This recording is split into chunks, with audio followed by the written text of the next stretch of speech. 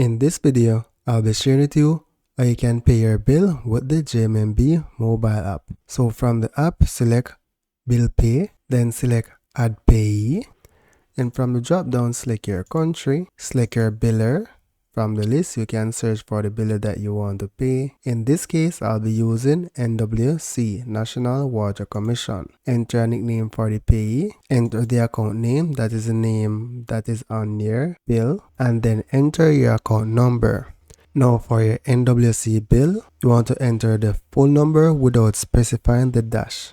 So it's a customer and the premise number without the hyphen. Then select Submit, then select Done. Then select the pay that you want to make the payment to, select your source account, and then enter the amount that you want to pay. Then select Submit, and then select Done. So as you can see from the screenshot, the payment was completed the next day. And that's basically it. So that's it for now, guys. Thank you for watching and see you in the next video.